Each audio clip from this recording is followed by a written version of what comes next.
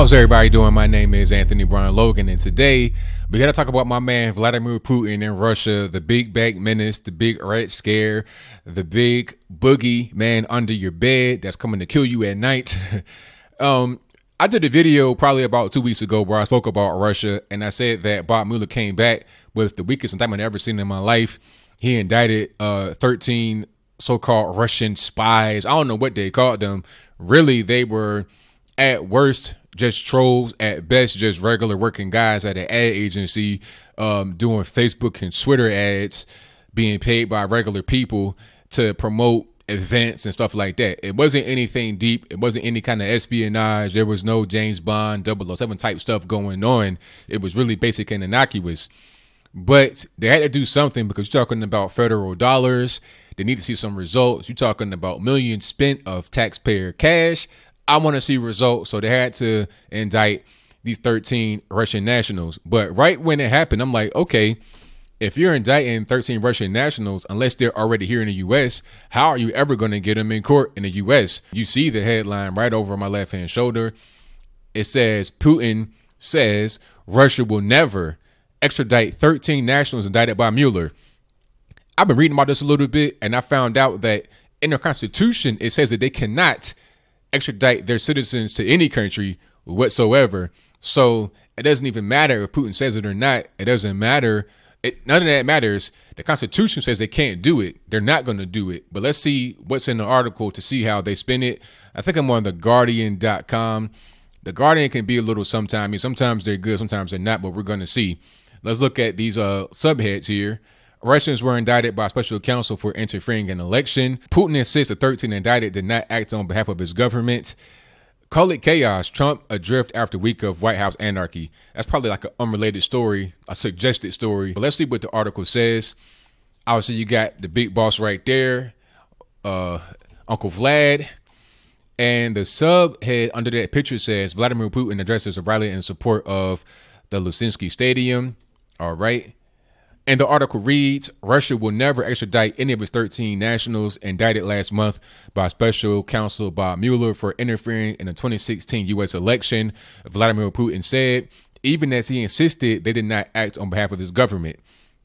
Now, that's a very interesting way to phrase that, because I guess they're trying to say in this article that it wouldn't be a big deal if you extradited them because they didn't do anything wrong. So if you have nothing to hide, why not send them over there? But why would you do it? If they didn't do anything, why would you send them? If they did, why would you send them? The laws of your land in Russia say you can't do it. So why would you just break your own laws, break your own constitution to do something like that? It doesn't make any sense. Putin spoke in a second interview with Megyn Kelly of NBC, due to air in the U.S. on Sunday. I saw some of that in the preview, but I'm going to go ahead and watch it. I know it's live now, and I have DVR, whatever, on YouTube TV. I'm going to check it out. Kelly, formerly of Fox News, first interviewed the Russian president in June 2017. In that interview, the Russian president denied that his government holds any compromising material on Donald Trump. The existence or not of such compromise is one strain of Mueller's investigation into Russian interference, which U.S. intelligence agencies agree aimed to sway the election in Trump's favor. Now, as far as I know, I saw some of the indictment. I saw some of the reports. The people that have been indicted work for some kind of ad agency. I think it's called Internet Research Group or something. If I'm wrong about that, let me know in the comments below. But they were, doing stuff for Black Lives Matter, for Trump, for Hillary. It was like pretty much everybody, whoever they got contracted to work on, that's what they did. It wasn't like it was some kind of big campaign coming from the Kremlin to interfere with the election to get Trump in there. That's just not really what it was. Mueller is also looking into alleged collusion between Trump aides and Moscow and has indicted 4 former staffers, National Security Advisor Michael Flynn, Foreign Policy Advisor George Papadopoulos, campaign manager Paul Manafort, and his deputy Rick Gates. These are going to go nowhere. Nothing burgers. I knew they were going to do that from the beginning. They'll get these low-level guys and try to flip them. But there's nothing that they did, and they have nothing on Trump because he didn't do anything wrong. You can't just, flip somebody with some false. You could flip with false information, but you got to be able to prove that info. You can't just depend upon their word. You got to have their word and evidence. We're talking about President Trump here.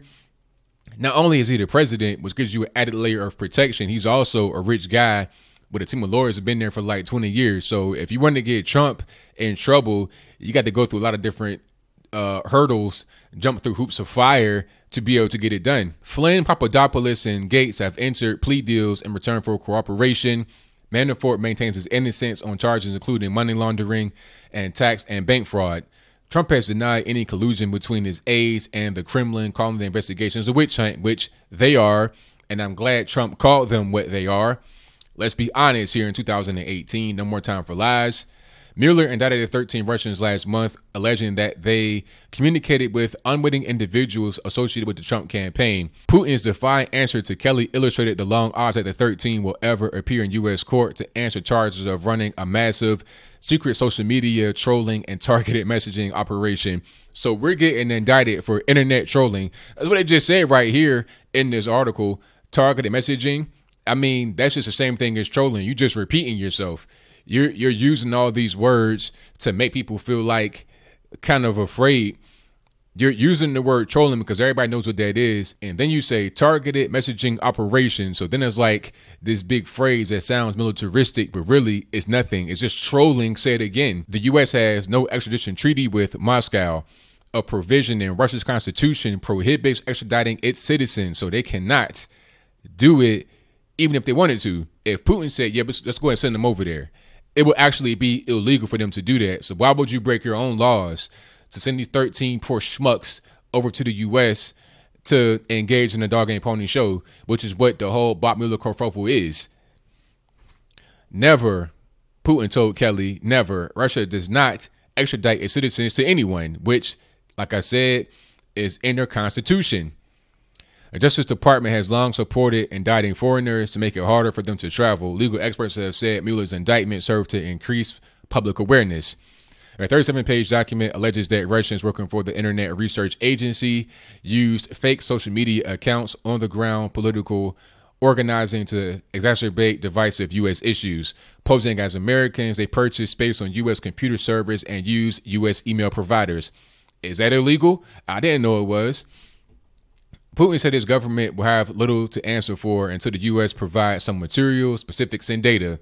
Russia would be prepared to look at them and talk about it, he said, repeating his insistence that his government had no role in directing the operatives. Exactly. These people have their own company. It's like me. I have my own company. I'm my own agency or what have you. If I work with somebody in a different country, it does not mean that because I'm working for them and their country that I'm working with the government of that country as well. Private citizen, the government is over here doing whatever they do. I'm not inherently linked to the U.S. government just because I'm a U.S. citizen. You understand what I'm saying? I do things on my own volition, not just because the government tells me to. Okay? So you can't say that because a person in Russia did something that it was because of the government. You got to be able to prove that. But I digress. I know that they do not represent the Russian state, the Russian authorities, Putin said. What they did specifically, I have no idea. Barack Obama's chief of staff, meanwhile, told NBC's Meet the Press that the Republican Senate Majority Leader Mitch McConnell had been responsible for weakening the White House response to the Russian meddling as it was occurring. The president asked the 4 congressional party leaders in a bipartisan meeting in the Oval Office to join him in asking the states to work with us on this question, Dennis McDonough said.